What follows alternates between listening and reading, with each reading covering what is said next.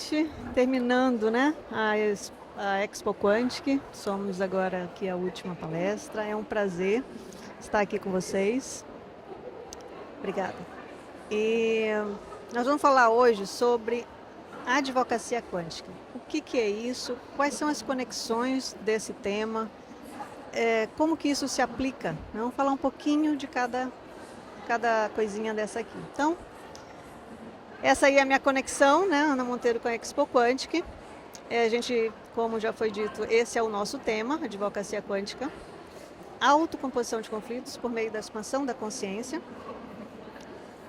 E essa aí é um pouquinho da minha trajetória. Então, para vocês me conhecerem, eu sou advogada, advoguei 25 anos no sistema tradicional, no Poder Judiciário. Passei por um período em que eu me dediquei aos cuidados da minha mãe. E nesse caminhar, eu fui me envolvendo com as questões de saúde e de terapias. Então, tive várias formações e hoje eu trabalho como advogada quântica, integrando esses conhecimentos, né, esses conhecimentos de neurociência, de epigenética, de física quântica e das leis da biologia. Trago esses conhecimentos para uma abordagem dentro da advocacia, que é uma abordagem, como vocês vão ver daqui a pouco, vou falar mais, é uma abordagem extrajudicial e que tem a finalidade de capacitar tanto os profissionais do direito, os advogados, trazer uma nova perspectiva da advocacia, minimizando inclusive a necessidade de acesso ao Poder Judiciário, né, fazendo uma melhoria aí, portanto, no próprio judiciário e, ao mesmo tempo, melhorando a vida do próprio cliente. Então, o que é? Vamos começar, já que a gente vai falar sobre advocacia quântica, o que é ser advogado, né? Vamos começar com isso. Dentro da Constituição Federal, a gente é colocado como essencial a administração da justiça, né? E também na Lei 9806, que é o Estatuto da Advocacia, o advogado também, no caput, no texto inicial do artigo, é colocado como essencial a administração da justiça, e ainda no parágrafo 1º coloca que o Ministério do Advogado é um ministério privado. No seu ministério privado, o advogado presta serviço público e exerce uma função social. Que função social é essa? Uma função social de pacificação. Esse, na verdade, é a missão de quem escolheu ser advogado. Essa frase aqui, somos essenciais na construção de uma sociedade livre, justa e solidária, é uma expressão que eu tirei num documento da OAB. Então, é assim que ser advogado, então, por essa perspectiva, a perspectiva mais tradicional, já é já tem um conceito, já traz um conceito de pacificação social, né? Esses números aqui da advocacia, eu tirei do primeiro censo que houve na advocacia, o primeiro estudo demográfico da advocacia brasileira, né, para ver o perfil do advogado. Para quem tiver curiosidade, isso aqui é o endereço, eu sei que é difícil de copiar isso aqui, e todas as informações que eu vou trazer aqui, caso vocês tenham interesse e queiram, fiquem à vontade para entrar em contato, tá? Eu disponibilizo para quem assim quiser. Então, olha só, na perspectiva desse primeiro estudo demográfico da advocacia brasileira, 52% dos advogados que participaram dessa pesquisa falam que as condições gerais para a atuação da advocacia vêm piorando, né? 27% percebem que houve uma melhoria, 16% não vê alteração. Então, quem não vê alteração, se não tem alteração para melhor, já é uma piora, né? Porque se a gente está evoluindo e não tem melhora nenhuma, é porque está piorando. Então, vamos somar. Os 16 com os 52 já passa aí. Ai, gente, me engasguei, peraí. Já passa de 60%. Eu gostaria de uma água, por gentileza. Essa já é a minha? Porque já está no copo.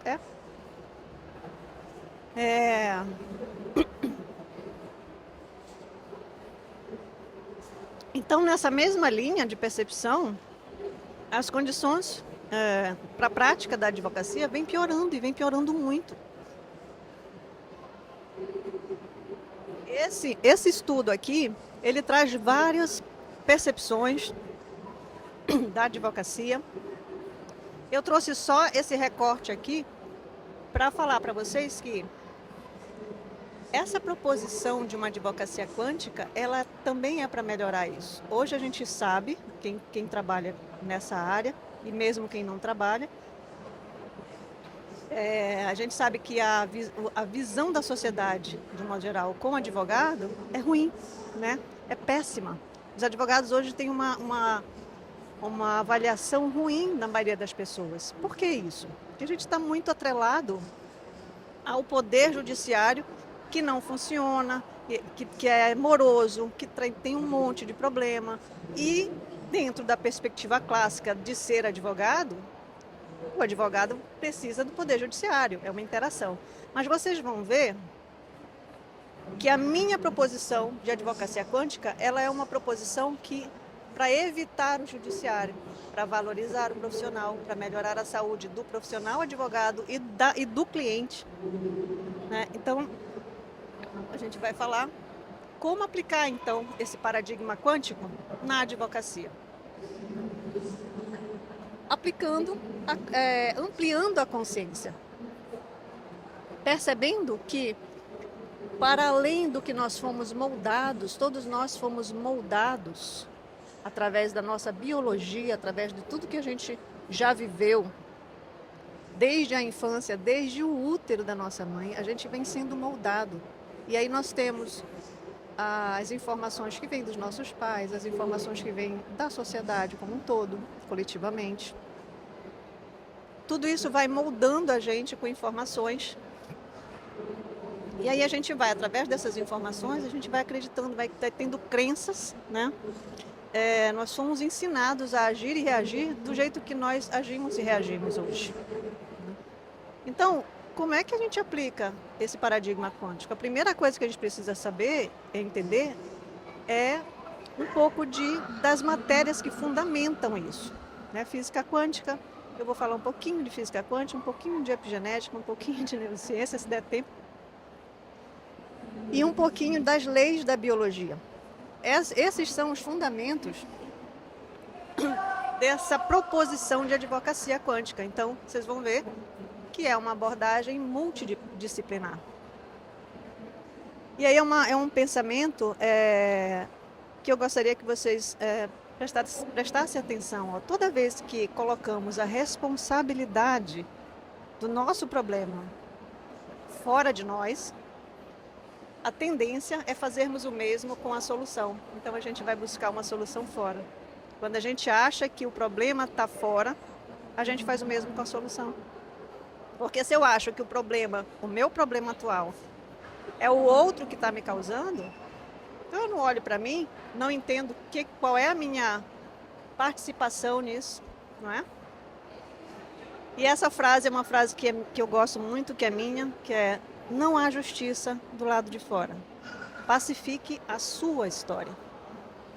Então, enquanto a gente não entrar numa pacificação pessoal com a gente, enquanto a gente achar que o outro é que está nos causando problema, e não olharmos para nós mesmos, enquanto a gente não entender que essa pacificação, que é o que, no final das contas, o advogado serve para pacificar a sociedade, essa pacificação ela é interna.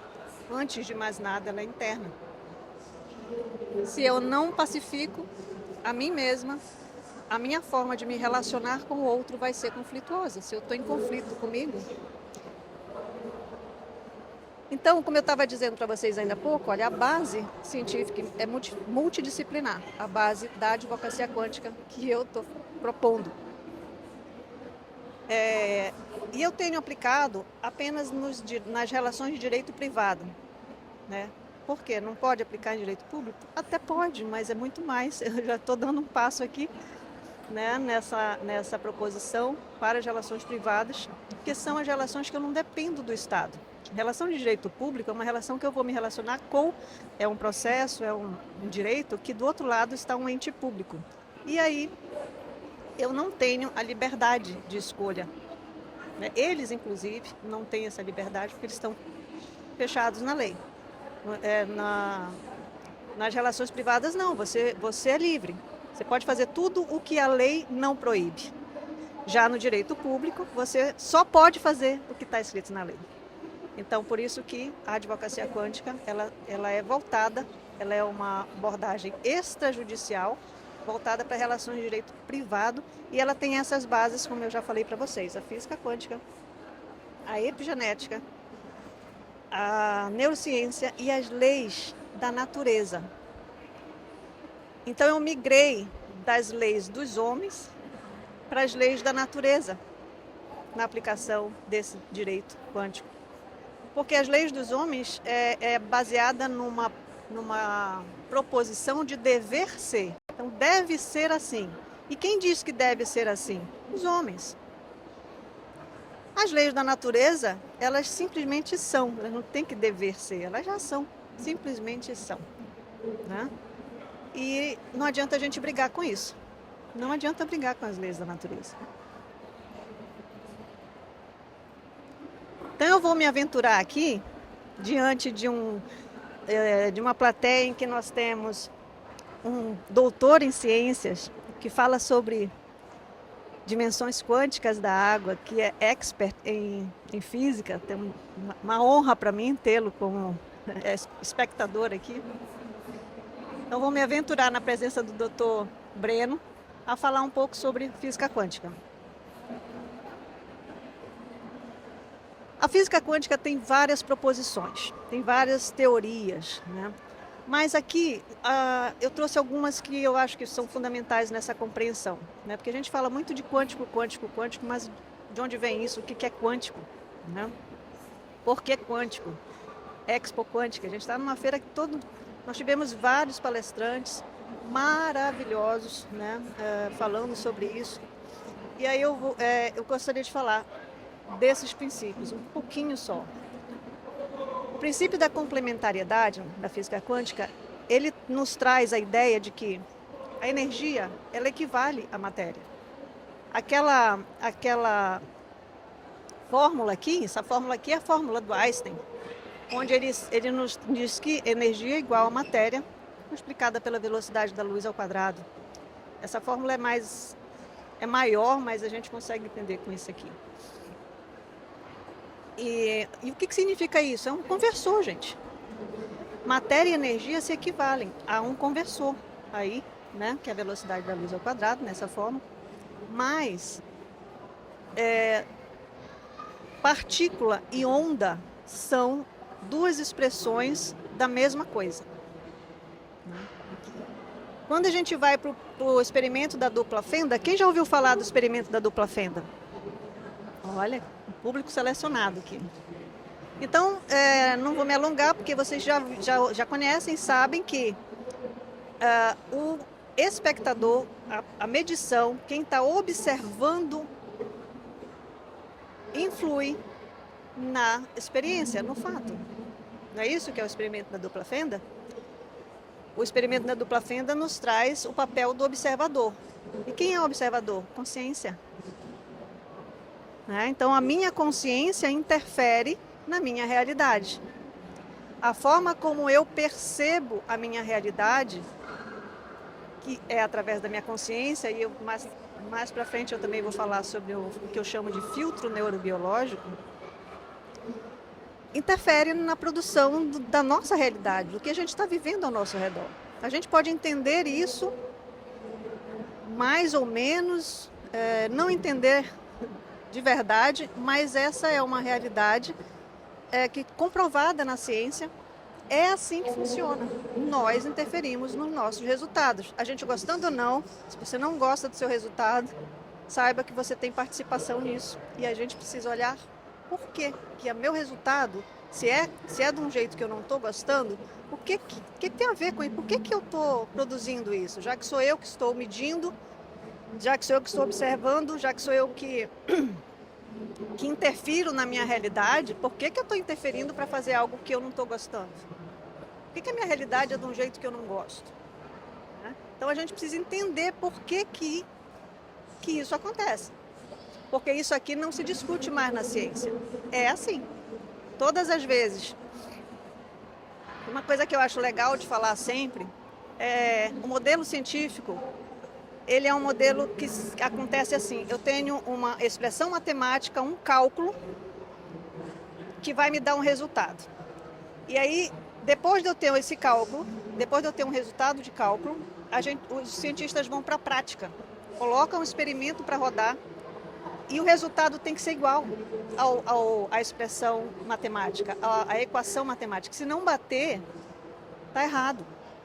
Então, por que eu estou falando isso? Para dizer para vocês que todos os experimentos da física quântica, o princípio da complementariedade, o experimento da dupla fenda, todas as vezes que são feitos esses experimentos, confirma. Então é assim, a gente entenda ou não, está confirmado cientificamente, matematicamente, confirmado o modelo científico, que o modelo científico está certo. Então a gente precisa entender isso. Tá? Aí nós temos um outro princípio, que é o emaranhamento quântico. O que é isso?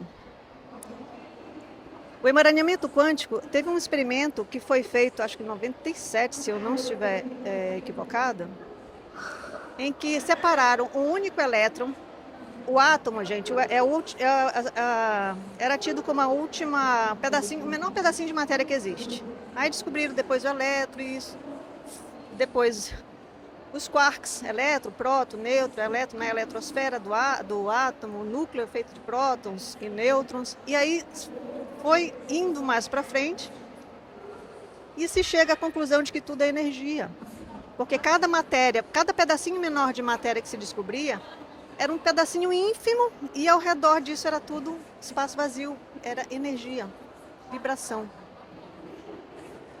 E aí pegaram um elétron, que é uma parte do átomo, uma partícula, e dividiram esse elétron em dois, e separaram esses elétrons quilômetros de distância um do outro.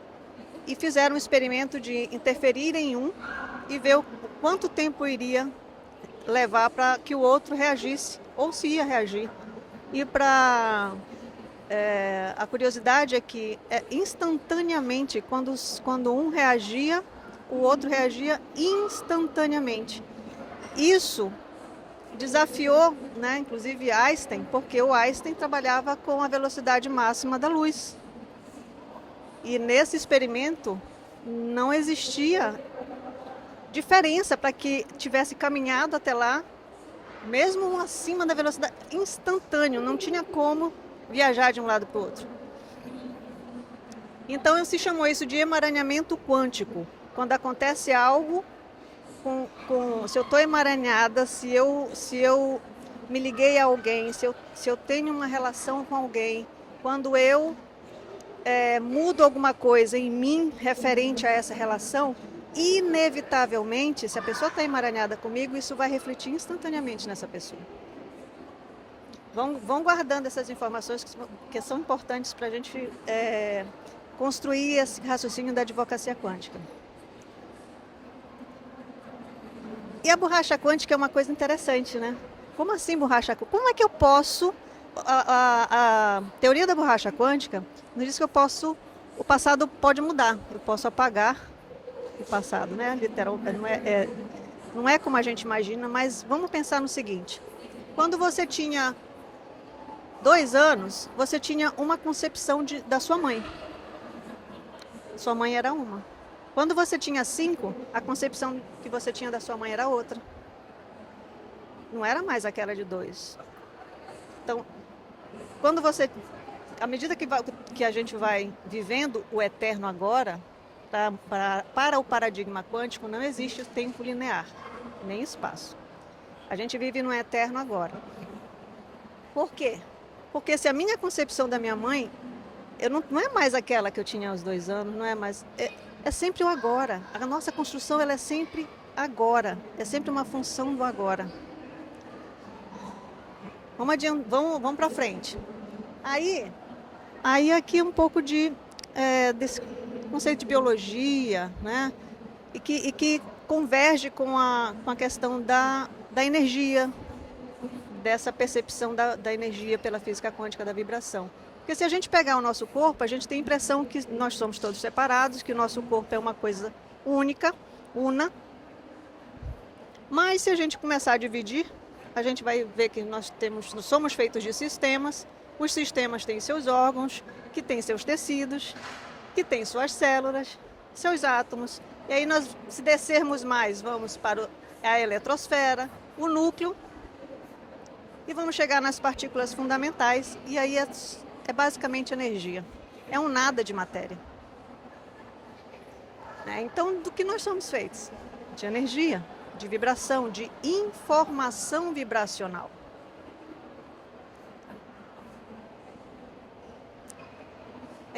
Aqui na neurociência, eu vou comentar com vocês uma coisa muito interessante. Vocês sabiam que o formato do corpo de vocês tem a ver com o que vocês viveram na infância? Se você tem um corpo mais quadrado, mais esguio, mais redondinho, mais triangular, ombro largo, quadril mais fino, tudo isso é influenciado pelas informações vibracionais do meio. Se você foi uma criança que recebeu mais ou menos atenção, se você foi uma criança em que teve mais uma interação em que você era manipulado no sentido de tomar lá da cá, isso influencia na formatação, na estrutura do seu corpo. Por quê? Porque quando a gente nasce, quando a gente ainda está no útero, né, e até os 5 anos de idade, é o período em que a gente está formando o nosso sistema nervoso, basicamente. Existe uma coisa chamada mielinização do sistema nervoso, que acontece no sentido crânio-caudal, descendo pela coluna, indo até o sacro, e durante essa formatação, essa mielinização, o que é a mielinização? O sistema nervoso ele vai, à medida que eu vou interagindo com o meio, eu vou formando as minhas conexões neuronais, escolhendo, né, biologicamente mesmo, as melhores conexões em função do meio, em função do que eu estou vivendo, sempre na expectativa, na busca de melhores condições para a sobrevivência. E aí acontecem podas neuronais. E isso vai acontecendo nos 5 primeiros anos de idade, 5, 6 anos, e vai nortear, né, basicamente, a forma como a gente vai pensar, sentir e agir. Ou seja, informação vibracional interferindo na formação da célula. É isso que que acontece. Informação, matéria, equivalente. Lembra? Einstein? Energia igual a matéria, multiplicado pela velocidade da luz ao quadrado. Então, todas as informações vibracionais, tudo o que percebemos, desde o ventre até ali os 5, 6 anos de idade, vai influenciar nessa mielinização, ou seja, é uma capa de gordura que envolve as conexões neuronais que vão sendo feitas, e muitas outras são descartadas. A gente chama de poda neuronal. E vai nortear a gente para o resto da vida. E, Ana, você está dizendo que a gente não pode mudar? Pode, podemos e devemos, mas isso aqui é uma base que é muito importante na primeira infância, depois da segunda infância, e se você começa a ter repetição e repetição de novo daquele tipo de reação, daquele tipo de situação onde você está vivendo, aquilo vai sendo fortalecido. Eu não sei se eu consigo... produção, consegue clicar aí? Eu consigo esse... Alô, produção? Não sei se eu consigo... Ei, pessoal, tenta aqui. Eu consigo...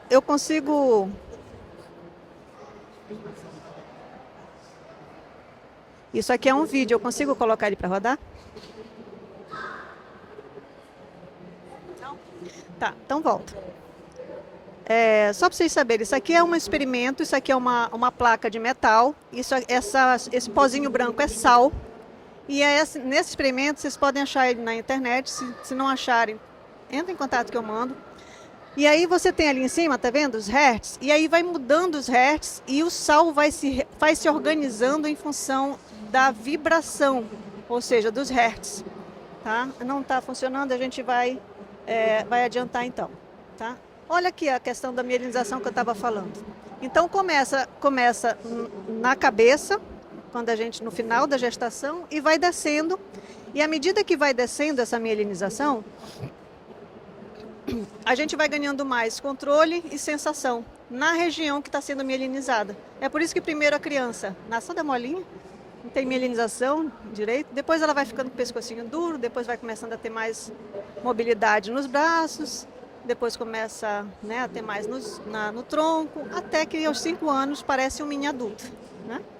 Já anda, já fala, já faz tudo direitinho. E aí, ó, quando a gente nasce, a gente tem cerca de entre 76 e 86 bilhões de neurônios que vão sendo mielinizados durante a primeira infância, que eu estava falando para vocês, formando as sinapses, as conexões dos neurônios, tá? E isso vai acontecendo em razão da percepção do mundo que essa criança vai tendo. Imaginem a diferença de uma criança, das conexões neuronais de uma criança que cresce num ambiente saudável, uma casa amorosa, né, com os pais dão atenção, e outra que nasce e não tem a mesma sorte, né? Essas conexões são muito diferentes. E à medida que o tempo vai passando, a gente vai fortalecendo algumas conexões, a mielinização vai sendo fortalecida e a gente vai ficando, vai perdendo outras possibilidades, tá? Olha que informação interessante, né? Os bebês criam até 1000 sinapses por segundo. Que louco isso, né? E com o tempo vão perdendo aqui, vai acontecendo a poda neuronal. Esse é outro vídeo que provavelmente também não vai funcionar. Esse vídeo, essa criança, o pai está segurando ela aqui, aí ele bate na parede, a criança não se bate, ele bate na parede, e aí ele fala, ai, desculpa, me perdoa, então ele passa uma sensação para essa criança de que ela foi machucada. Ela não foi ele que ele está segurando ela aqui e ele bate com a mão e faz esse movimento, né? Então a criança tem essa sensação. E aí ela começa a chorar em razão da reação do pai.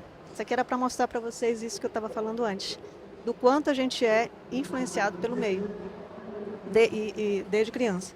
Aí na cena seguinte a essa, é uma outra criança que ela está sozinha, ela cai, bate com a cabecinha naquela grade, sabe aquela grade que a gente põe para o bebê, criança não, né, atravessar?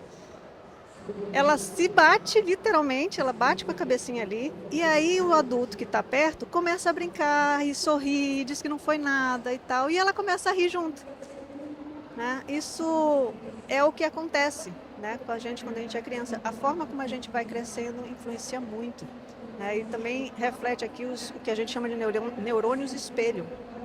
E neurônios espelhos a gente tem sempre, e a gente está sempre espelhando, né? Mesmo quando a gente não percebe. E aí, o que seria o princípio de tudo, né? Quando a gente, voltando aqui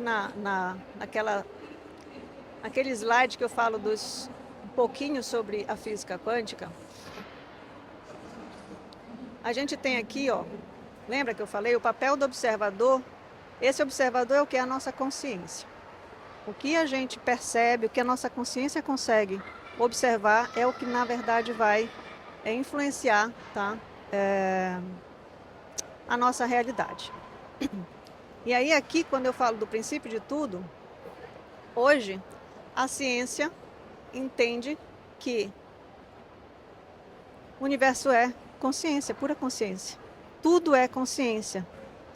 Consciência é fundamental, tudo mais é derivado. Essa frase é do físico Tom Campbell, que é um físico que trabalhou na NASA, né? Inclusive a gente teve uma palestra aqui do Mário Jorge hoje, que é o tradutor e o divulgador do trabalho do Tom no Brasil. Então, a consciência é fundamental, tudo mais é derivado. Tudo se deriva da consciência. E aí eu fiz essa rodinha aí. Então eu tenho a consciência, nós temos a consciência primordial, informação primordial, e nós temos um filtro neurobiológico. Porque a nossa consciência, ela é dividida em consciente e inconsciente. O que é o inconsciente e o subconsciente? Tem gente que fala de um e de outro, faz essa divisão. O que importa aqui, para a gente entender, é que consciente e não consciente. Não estou consciente, não estou sabendo. É automático, eu nem percebo. Né? E por que eu não percebo? Porque houve aquelas formatações neurobiológicas no período da mielinização que foram sendo feitas e a gente reage de acordo com o que a gente entendeu, com o que a gente percebeu do mundo. Eu vou dar um exemplo para vocês, pessoal. Eu cresci ouvindo meu pai reclamar de tributo. Paga muito imposto, que é só roubalheira, que não sei o que mais. Tal. Praticamente todos os dias. O que aconteceu? Essas informações, de alguma forma, me impactaram. A ponto de eu querer ser advogada. A ponto de eu não só querer ser advogada, mas querer ser advogada tributária. Porque eu queria fazer justiça. Porque eu queria que eu queria salvar o meu pai disso, né? Então, esse filtro neurobiológico é aquilo que eu estava falando para vocês, de como a gente cresce, de como a gente é formatado neurobiologicamente. Então, eu tenho toda uma formatação, né, do meu sistema nervoso que influencia em todo o meu sistema biológico, que conversa com as informações do meio e que fazem com que cada um de nós tenha esse filtro. Então, a consciência é primordial, nós estamos todos emaranhados, tudo é energia, não tem nada separado, nós não estamos separados um do outro do ponto de vista quântico, porém, cada um de nós tem uma consciência derivada, uma consciência que não é essa consciência primordial de tudo, e essa consciência derivada, ela passa por esse filtro neurobiológico, que é o seu corpo, de cada um de nós. Que diabo tudo isso tem a ver com a advocacia quântica, né? Mas é que eu precisava falar um pouquinho sobre isso com vocês. Então, o filtro neurobiológico reduz a percepção da consciência. Eu entendo o mundo a partir do que eu vivi, do que eu percebi do mundo, das conclusões que eu tirei da vida que eu tive, das experiências que eu tive, e assim cada um de nós. E inconscientemente eu tendo a repetir esses padrões.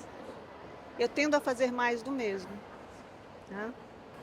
Eu tendo a buscar numa relação algo que eu vivi, ou algo que eu gosto e que eu quero repetir, ou porque, né, por amor ao pai, às vezes a gente busca uma pessoa que parece que casou com o pai, parece que casou com a mãe, né? A gente busca essas similaridades. E aí não entende depois por que tanto problema, por que tanta dificuldade nas relações. Então, o que é o trabalho da advocacia quântica? Eu trouxe essa questão, essas compreensões, gente, a gente pode e deve utilizar para melhorar a saúde das pessoas, né? Então, eu tenho um trabalho como terapeuta, mas eu observei que dentro das relações, dos conflitos relacionais que são levados para o Poder Judiciário, acontece a mesma coisa. Então, eu trouxe, né, eu uni a minha experiência de 25 anos na advocacia, com esses conhecimentos todos que são da área da saúde, que são, né, aprofundamentos nessa área, para entender, para levar para as pessoas a compreensão de que se elas não entenderem o porquê, não sou eu que me relaciono com o mundo, não sou eu que estou ali numa relação, um processo de relação com o mundo e que interfiro na minha realidade.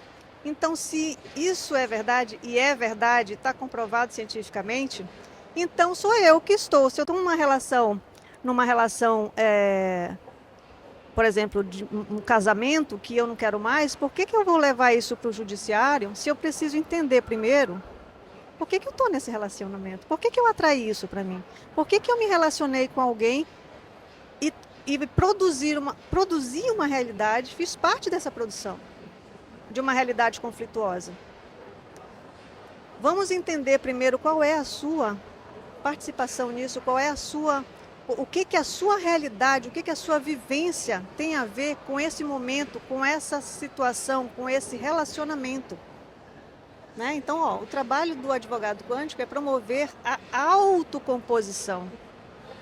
Eu não vou compor na justiça. Para isso tem a justiça restaurativa. Existem trabalhos já dentro da justiça para fazer conciliação. Não é isso que eu estou falando. Eu estou falando de uma autocomposição, de eu entender quem eu sou, o que que aconteceu comigo e que dentro da minha história se relaciona com o momento que eu estou vivendo, com o conflito que eu estou vivendo. Se eu não fizer isso, eu vou continuar achando que o problema é sempre do outro. E assim como o problema é do outro, a solução eu vou buscar fora. Né? E aí, assim, ó, vamos imaginar 20 anos, 10 anos de uma relação conjugal, 10 anos. Vamos dizer que aí os 3 últimos anos está insuportável. Aí a pessoa vai num advogado tradicional, não eu, e vai expor ali que quer separar, que quer divorciar e tal, que não aguenta mais. Esse advogado, ele vai ouvir essa pessoa por 1 hora e meia. 10 anos de convivência. O advogado vai ouvir 1 hora e meia, talvez tenha mais algumas reuniões. E ele vai pegar o que ele ouviu dessa mulher, da vida dela, através de um filtro que é aquele momento ali e com a emoção que ela está ali, que é uma emoção ruim. Aí ele vai reduzir uma petição, né? vai escrever lá a história dessa mulher com base na legislação, vai levar para o judiciário. Vamos pular a fase da possibilidade de acordo. O outro advogado vai fazer o mesmo com a outra parte, né? Que vai ter que se defender. E vai levar para o juiz decidir a vida desse casal. 10 anos convivendo. E um juiz, na condição de Estado, vai interferir nessa vida para dizer o que você e você vão fazer, como vocês vão se comportar daqui para frente. Vocês acham isso razoável? Não é um absurdo isso? Cara, eu vivi 10 anos, eu sei o que aconteceu. E por que que eu me relacionei com essa pessoa? Por que que, dentro dessa perspectiva toda que eu trouxe para vocês, eu produzi isso, eu faço parte disso, eu tenho responsabilidade nessa realidade. Vamos entender essa realidade, vamos buscar por que que isso aconteceu do ponto de vista interior, autocomposição. Porque se eu consigo fazer isso com o meu cliente, ele pode até precisar ainda, né, de colocar a termo a essa separação, mas aí talvez não precise para o judiciário, pode entrar num acordo, pode ir um acordo prévio e se separar, talvez, se não tiver menores, no cartório. Eu diminuo a possibilidade de um conflito no judiciário com essa perspectiva aqui. E vamos lá, se você quer realmente se separar, essa é uma pergunta que eu faço, você realmente quer? Você quer resolver o seu problema? Porque se eu quero resolver, se eu levar para o judiciário, vão anos ainda, que essa pessoa vai ficar ali se relacionando com o problema, se relacionando com a pessoa. E isso aqui é uma tabela que eu peguei do Conselho Nacional de Justiça para dizer para vocês, assim, tá ruim, né? Para ver, não sei. 79 milhões de... Deixa eu ver se eu leio melhor aqui para vocês. São dados até 31 de janeiro, tá? De 2025. 79 milhões de pendências até 31 de janeiro no judiciário. Isso aqui são todas, tá? Todas as justiças. E entradas em janeiro, aliás, em 2025, isso, em janeiro, porque a medida foi até janeiro, mais 2 milhões de processos. Então, quanto tempo isso vai levar? Ah, Ana, mas isso aqui é tudo quanto é justiça, e você disse que é só para as relações particulares. Ok. Aqui a gente tem a justiça estadual, que é onde a gente leva os problemas de justiça particular. Né? Então, na justiça estadual, 61 milhões de processos que já estão pendentes. Já estão pendentes. E mais entradas aí de mais 1 milhão, quase 2 milhões até janeiro desse ano. Quanto tempo vocês acham que vai levar isso aqui para cada juiz para o judiciário. A gente tem aproximadamente, de verdade, eu não atualizei esse número, mas por, por mais que tenhamos um poder judiciário com vários juízes, é muito aquém disso aqui. Então você vai ficar se relacionando ainda com esse problema por 3, 5, 10, talvez até mais anos, se não houver, né, um ajuste ali. E aí recurso, e aí recurso, e aí recurso. Então você quer resolver ou você quer continuar se relacionando com seu marido? Né? Não tem condições de resolver se você não entender isso. E qual o benefício que a advocacia quântica traz, Ana? Vários. Né? Dentre eles, humanização. Eu humanizo essa pessoa, eu trago ela para compreender a humanidade dela, a forma como ela se relaciona com ela mesma, as falhas que todos nós temos. Né? Liberta, empodera. Aqui é um bom lugar, eu acho que o melhor lugar para falar sobre empoderamento é isso, é o poder, aumentar o poder pessoal a partir de você conhecer a si mesmo, autoconhecimento. Esse é o verdadeiro poder, gente. Se eu conheço a mim mesma, se eu sei como eu reajo, como eu penso a respeito, e se eu começo a entender de onde vem isso, por que que eu reajo assim em determinadas situações? Onde vem isso? Onde eu aprendi isso? Quando foi que eu me senti assim da última vez ou da primeira vez?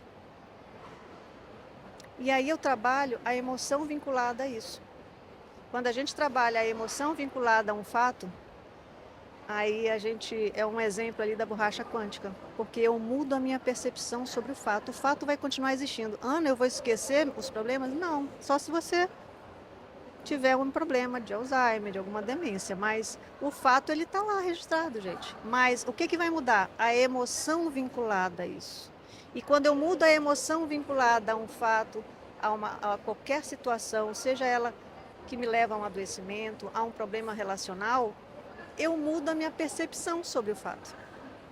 E se eu mudo a minha percepção sobre o fato, eu começo a vislumbrar outras possibilidades. Quando eu começo a entender a mim mesma, eu começo a entender também o outro. Porque aí eu começo a perceber que é tudo sobre mim. Não é o outro que me incomoda.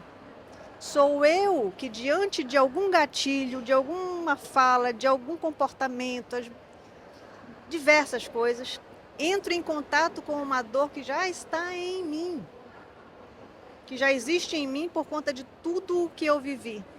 E se eu não entendo isso, eu continuo colocando a culpa no outro.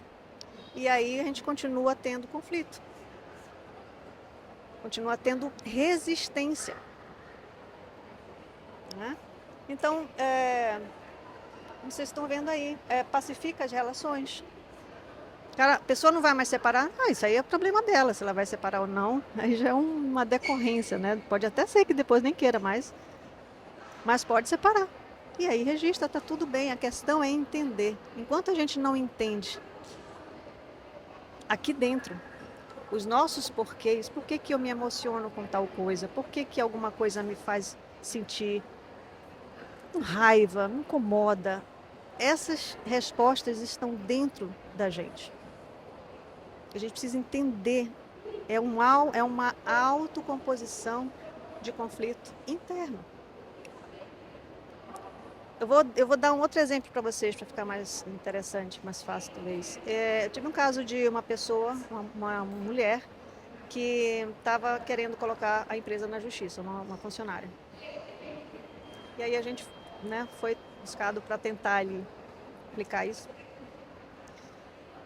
E nas conversas com essa mulher, primeiro, essa é a primeira vez que você passa por isso? Não. Mas agora eu estou cansada de passar por isso, já é a terceira vez. E não aguento mais ser humilhada no trabalho. Agora eu quero entrar na justiça. Eu disse, tá bom, sem problema. Mas eu queria só entender, até para poder ajudar e tudo. Vamos entender o seu caso? E aí comecei essa investigação pessoal na vida dela. E, para não contar o caso todo, que eu já tenho só 5 minutos aqui com vocês, o que eu descobri? Essa pessoa, ela tinha tido uma infância em que o pai faleceu, a mãe casou de novo, o padrasto abusava dela. E o que tem isso a ver, Ana? Tem a ver que a figura de autoridade na vida dessa mulher era uma coisa que incomodava ela de um jeito que ela se sentia tratada diferente. Ela se sentia incomodada, ela se sentia, parece que a pessoa estava oprimindo ela. Olha como é louca a nossa Constituição. Esse nosso filtro neurobiológico, como eu falei. A presença daquele chefe e de outros chefes, a figura de autoridade, talvez a forma que ele falasse alguma coisa, talvez... Gente, pode ser tanta coisa, tudo. O nosso cérebro, ele capta tanta informação ao nosso redor. Então, um gatilho que a gente descobriu foi essa questão, figura de autoridade, a forma autoritária que o cara falava e o que ele fazia. Ela se sentia acuada. Aquela memória celular, aquela memória informacional entrava em choque nela quando ela estava diante de uma figura de autoridade, chefe. E isso fazia ela ter uma percepção que era dela, que depois ela olhou de novo e viu que ele fazia, o comportamento do chefe era igual, todo mundo. Ela se sentia assim, por quê? Então, essa pessoa, ela continuou querendo sair da empresa, tudo bem, mas ela entendeu o problema dela. E aí a gente pode, então, fazer um acordo. Tudo bem, não quer ficar mais, tudo bem. Mas entende que não é justo você colocar no outro um problema que, na verdade, é seu, nesse caso? E aqui a gente não está falando de passar a mão na cabeça de ninguém, tá, gente? Quando as pessoas precisam responder pelos seus crimes e tal, longe disso, tá? Mas eu estou falando de uma autocompreensão, de um autoconhecimento, sendo aplicado para conflitos, para evitar o judiciário em relações particulares. Então a gente desobstrui o poder judiciário com isso, a gente incentiva a cultura de paz, a gente eleva a vibração das pessoas, melhora a saúde, né? Porque essas questões emocionais mexem com a nossa saúde.